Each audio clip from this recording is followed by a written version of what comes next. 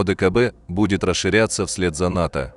Генеральный секретарь ОДКБ Имангалит Асмагамбетов выступил с сенсационным сообщением о том, что нарастающая напряженность в мире может стать причиной для расширения состава и функционала Организации договора о коллективной безопасности. А социально-политический запрос на безопасность может обусловить как расширение функционала организации, так и, возможно, увеличение количества ее участников.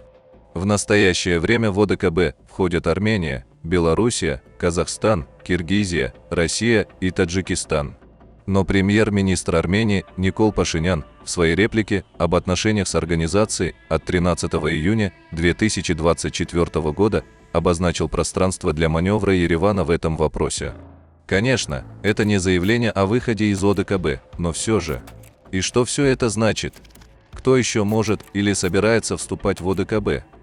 Такими словами, которые произнес Тасмагамбетов, в большой политике не бросаются, и они наверняка имеют пока негласное обоснование. Пока есть ясность, есть только в методологии, в понимании необходимости укрепления и дальнейшего развития этой структуры в связи с резким ростом агрессивности Запада, пытающегося с помощью военно-политических блоков в отношении России и ее союзников укрепить свое мировое господство. Неясность существует в вопросе расширения ОДКБ, его потенциальных новых участников. По его словам, в мае 2022 года на юбилейном саммите в Москве, посвященном 30-летию подписания ОДКБ, говорилось, что через несколько лет число членов ОДКБ возрастет, это будет уже не 6 стран. Ни одному ведь НАТО, в конце концов, расширяться. Кстати, на том саммите ОДКБ Путин намекал на этот счет, предлагая предоставить статус наблюдателя при организации, косвенно указывали на Азербайджан, Молдавию и Узбекистан. Больше ничего определенного сказано тогда не было. Теперь эксперты называют тот же Азербайджан, Грузию, Иран, КНДР, Камбоджу, Южную Осетию и Абхазию, некоторые африканские страны, Кубу, Венесуэлу. Но нынешняя ОДКБ является все-таки крутящимся вокруг России созвездием, и что-то готовится в первую очередь на этом направлении в связи с заявленным переформатированием блока. Но заявление Тасмагамбетова выстроено пока в осторожной редакции. Та же Грузия, например, официально не отказывалась от курса на вступление в НАТО. Почему в Альянс стремятся попасть новые члены, не секрет, продолжил он. Ответ находится в ключевой статье 4, заключенного в 1992 году договора. Если одно из государств-участников подвергнется агрессии со стороны какого-либо государства или группы государств, то это будет рассматриваться как агрессия против всех государств, участников настоящего договора. В случае совершения акта агрессии против любого из государств-участников, все остальные государства, участники, предоставят ему необходимую помощь, включая военную. Обид никаких на нас быть не может, на ОДКБ. Надо понимать, что Азербайджан для нас не чужая страна. Для всех членов ОДКБ. В ОДКБ немало мусульманских стран. Вы тоже это понимаете. Армения что, хотела, чтобы мы втянулись в войну Армении с Азербайджаном? А также окажут поддержку находящимися в их распоряжении средствами в порядке осуществления права на коллективную оборону в соответствии со статьей 51 Устава ООН. Как говорится, новый процесс только начинается. Но вы, наверное, поняли, что я имел в виду этими заставками. В конце просто коротко скажу, что ОДКБ – это организация фуфлижников по полублатным понятиям. А то красиво написали, как написано в декларации НАТО, и красиво говорит этот новый генсек ОДКБ из Казахстана, но по сути это все разговоры в воздух. Пошли дальше.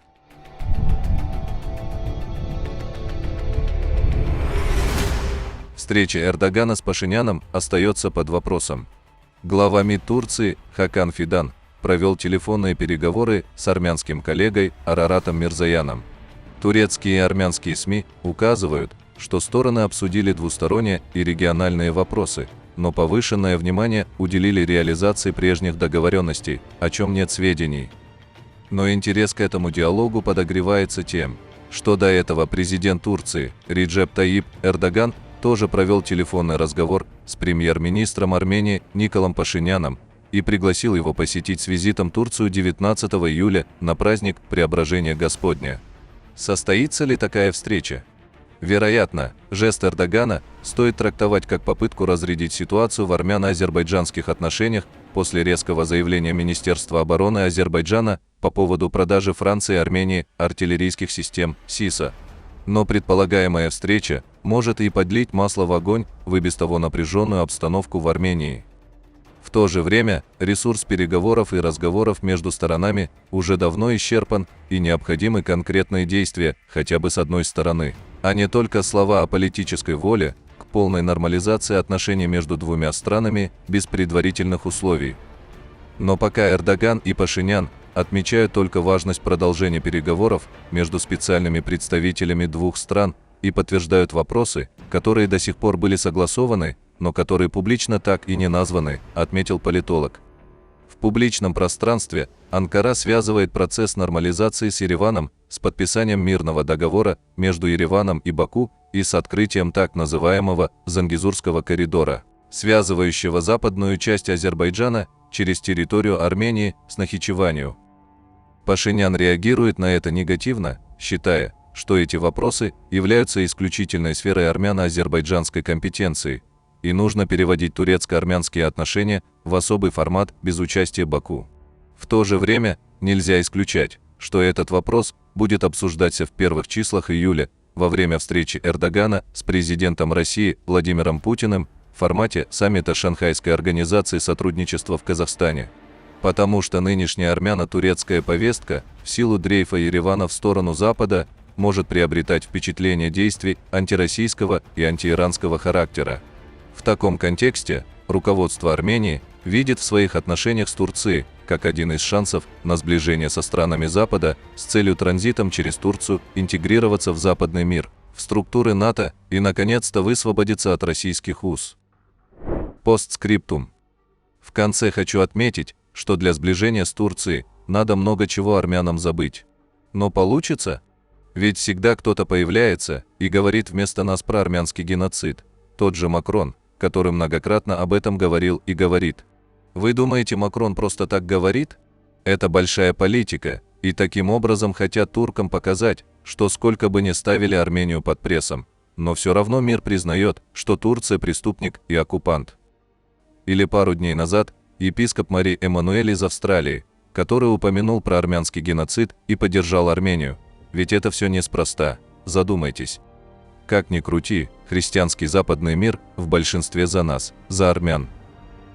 Подписывайтесь на наш канал и следите за самыми актуальными и важными новостями.